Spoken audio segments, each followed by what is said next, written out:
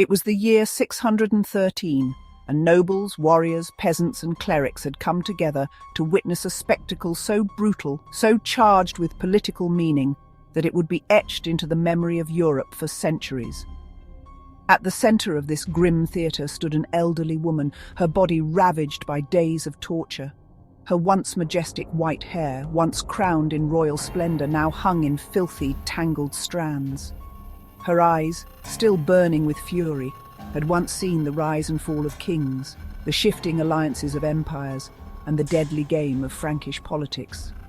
She was Brunhilda of Austrasia, Queen Regent, power broker, and for nearly half a century, one of the most formidable political figures in Europe. And now, by order of her mortal enemy, King Clothar II, she was about to meet a gruesome end. Tied by her hair, arms and legs to 4 wild horses, Brunhilda was torn limb from limb as the animals were driven in opposite directions. Her body, once that of a queen who had ruled over 3 kingdoms, was annihilated before a watching multitude. It was not merely an execution. It was a calculated erasure, a destruction of royal dignity, and a symbolic obliteration of her legacy. No other royal execution in medieval European history would match this one in both brutality and political messaging. But how did a queen of noble Visigothic blood come to such a catastrophic end?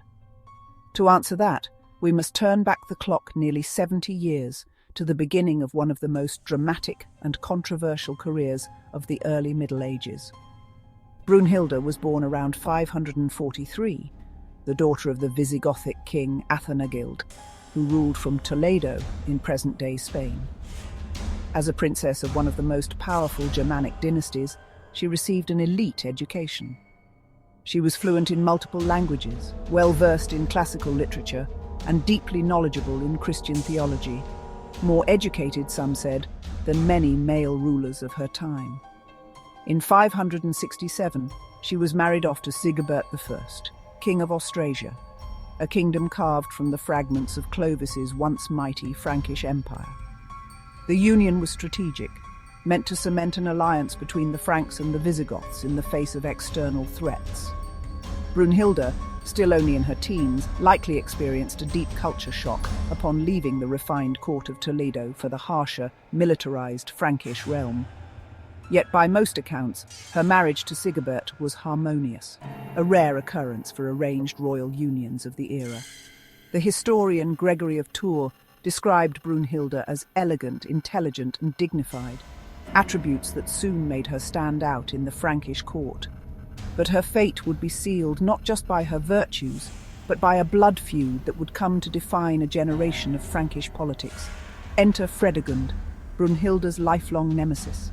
Of humble origins, possibly once a palace servant, Fredegund had become the mistress and then the queen of Chilperic I, Sigebert's half-brother. When Chilperic married Brunhilda's sister, Galswintha, she was soon found strangled in her bed. Fredegund was swiftly installed as queen. Brunhilda was convinced that Fredegund had murdered her sister and vowed vengeance. So began the feud of the queens, one of the longest and bloodiest rivalries in medieval history. The conflict turned deadly in 575, when Sigebert was assassinated, allegedly on Fredegund's orders.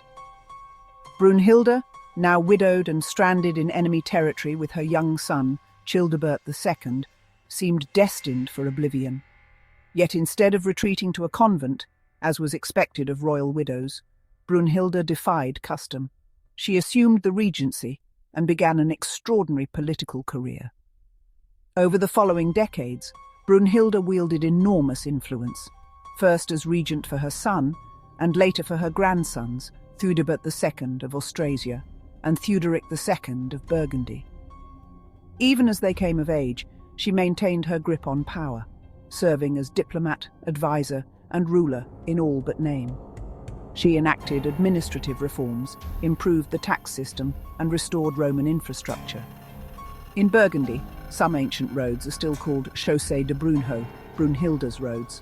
Her legacy, at least in policy, was built to last. But the aristocracy would not forget or forgive. Her centralizing policies threatened their local power, and her attempts to continue influencing her grandsons alienated powerful noble factions. When her grandson Theuderic II died unexpectedly, Brunhilda, now in her 70s, tried to install her great-grandson Sigebert II as king. That move sealed her doom. The nobles, fed up with her dominance, betrayed her. They contacted Clothar II, Fredegund's son, and offered him their allegiance if he would eliminate Brunhilda and her line. At the Battle of the Ain, Brunhilda's forces were deserted by their own. She and her great-grandsons were captured and brought before Clothar. What followed was not a trial, but a spectacle of vengeance.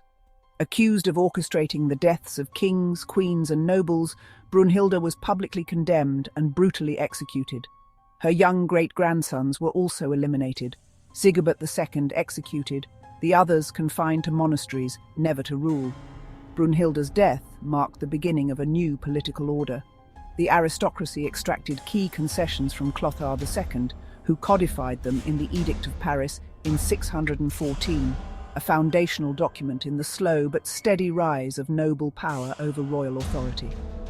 In many ways, it was the decentralized world Brunhilda had spent her life resisting. Her legacy, like that of many powerful women, was written by her enemies. Chroniclers, mostly male and aligned with the victors, painted her as ruthless, manipulative, and ambitious beyond measure. Only in more recent centuries have historians begun to re-evaluate her story with nuance, acknowledging her intelligence, her administrative achievements, and her political resilience in a world violently hostile to powerful women. Brunhilda's violent death remains one of the most shocking episodes in medieval history, not just for its savagery, but for what it reveals about gender and power in early Europe. Her execution was not simply a punishment for rebellion. It was a symbolic act meant to erase the memory of a woman who had dared to rule like a man.